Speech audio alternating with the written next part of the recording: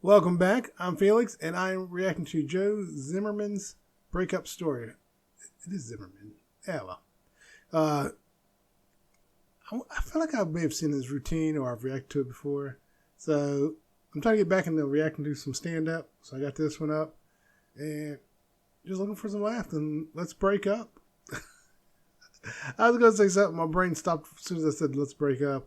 Because I realized, no, I don't want to break up with you. Don't break up with me. I want you to keep watching, keep subscribing. All right. Don't forget to like and subscribe, and let's get into it. I give off the energy of an emotional support animal, which is I don't think that's good. unfortunate because I am going full throttle. This is 1,000% of my energy. Very excited. Oh, my water is warm. It's so hot. It made my water warm. Oh, God. So I hope you all will match my energy with significantly more energy than me. See a lot of familiar faces. Some friendly faces. Couple haters, but a lot of friendly faces. I saw some people rolling in late.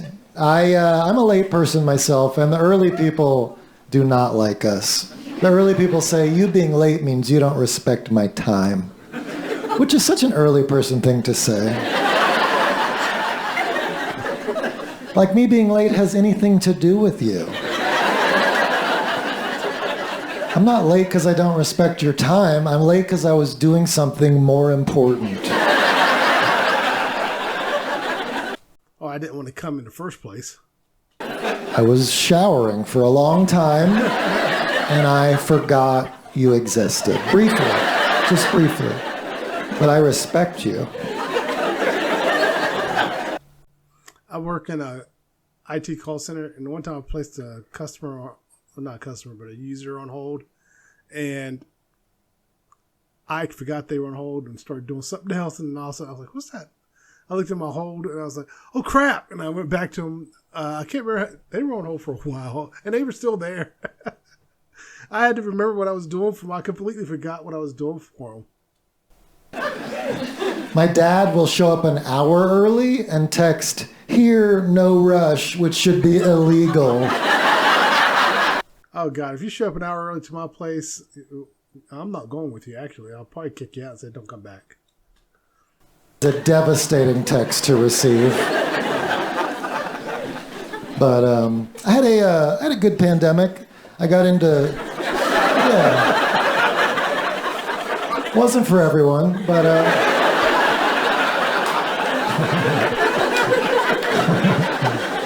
yeah, I got into sports gambling over the pandemic, and a lot of people say that's addictive, but to me it's just kind of a rush like no other.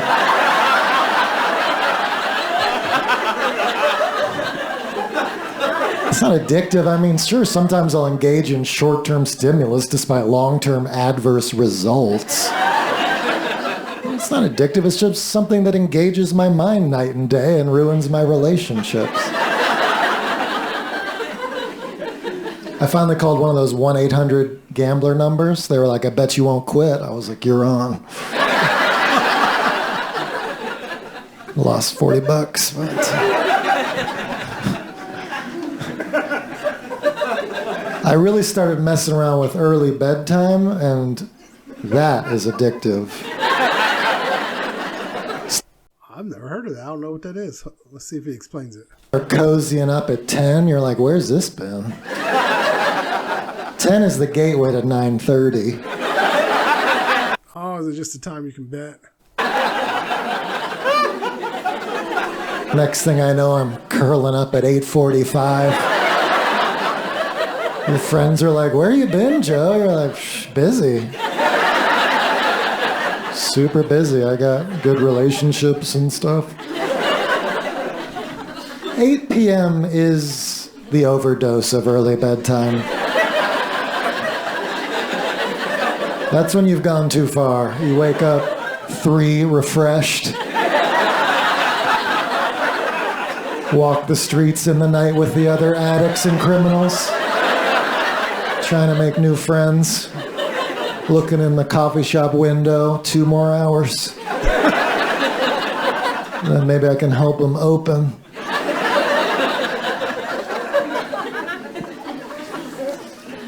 Weed was legalized in New York City, and I finally started trying weed gummies. I think I'm the only person that's like, sure, I'll do weed as long as it's no longer cool. Weed gummies, gateway into regular gummies. Yeah. Wow. They taste good. I forgot how good they taste. Now I'm eating weed gummies, regular gummies, vitamin gummies.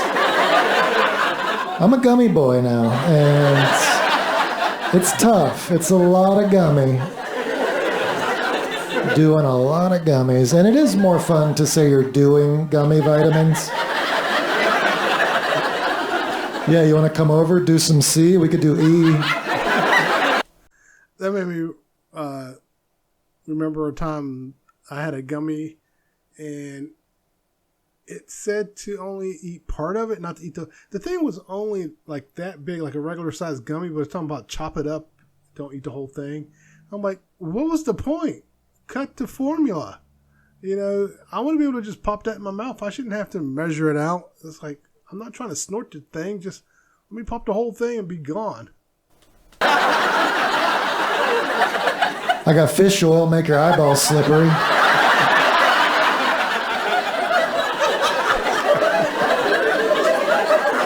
Could do some supplements, GABA, tryptophan, melatonin, get in bed at 8. Dude, last time I took melatonin, I almost didn't wake up. That was nuts, dude. Love melatonin, dude. If marijuana is a real medicine, isn't it time for other medicines to step up the fun? Why don't we have antibiotic chocolates? Penicillin Sour Patch Kids? Get some Kids would definitely take their medicine more. Lipitor brownies, I don't know. Vape the vaccine, go in for the booster bong, Johnson & Joint, I'm just spitballing.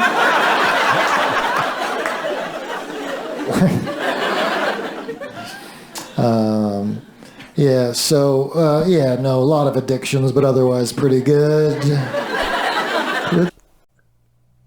A lot of addictions.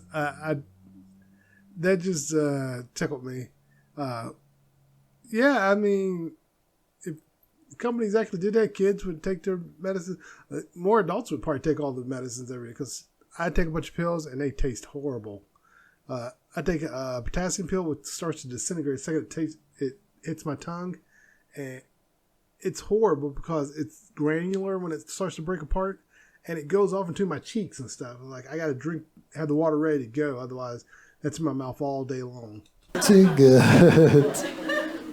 I got broken up with to my face, which I recommend, because a lot of people are being ghosted. Not me. Right to the dome. It's pretty sweet.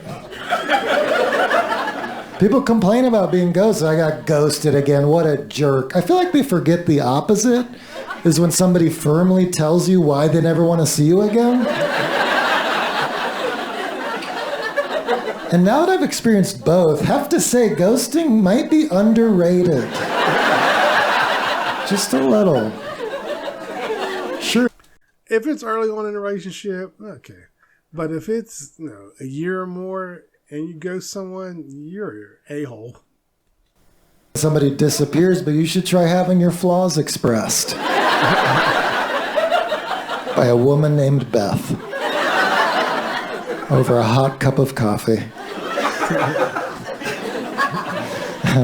But she was very smart, PhD. She kept beating me at board games. I love game night. She beat me at Scrabble, Trivial Pursuit, chess. On the fourth game night, I was like, I brought Hungry, Hungry Hippo. There you go. I have a little two-handed flicking technique that is unstoppable. And I brought Uno. I'll teach you the language. And after that, we can arm wrestle. Yeah, she was playing all the Brainiac games she knew she could beat you at. She did defeat me at those as well. I was waiting for that. I've heard that men are intimidated to date successful women. What they don't mention is successful women less interested in dumb losers. What's up with that, ladies? That's a double standard. Give us a chance. But the biggest argument we got in, I'm embarrassed. She called me out for mansplaining, and I'm sure you guys know what that is. If you don't, I can't tell you.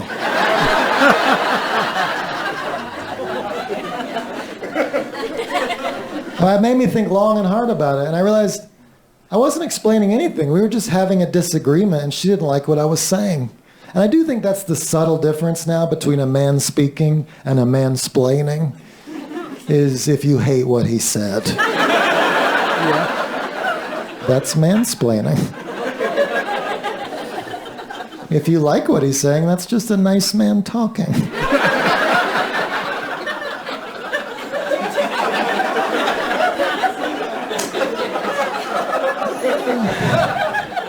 And just for the sake of thought, I had to wonder about the exact opposite of mansplaining. I think it would be a woman asking questions that are impossible to answer.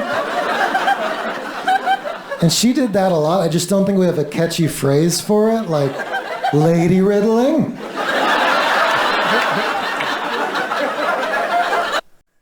I don't think that comes across the way people think or the way he thinks. Or woman sphinxing. She asked me, who do you think's cuter, me or my cat? I would have picked the cat. I was like, I thought we were going to relax tonight. Now I got to grind. And I'm looking at her, I'm looking at her cat. I can tell there's a lot of wrong answers.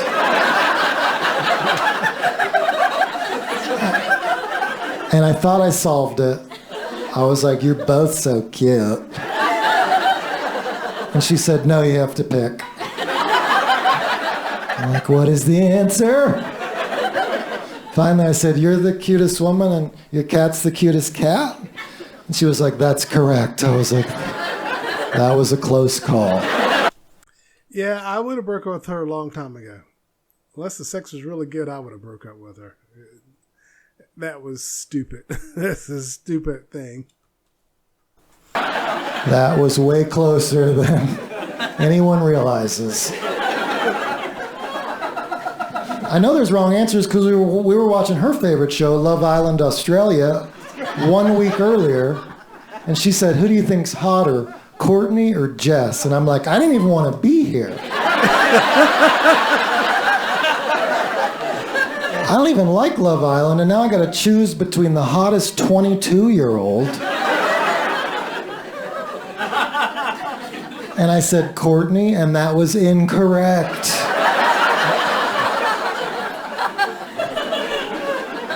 For a month, she was like, yeah, well, you think Courtney would?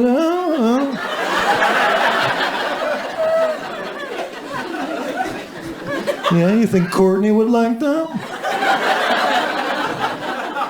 God, I failed that test.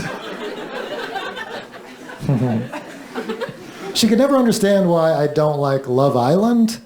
I just can't get myself to care about the relationships of strangers. Yeah, those reality shows like that, I can't stand them.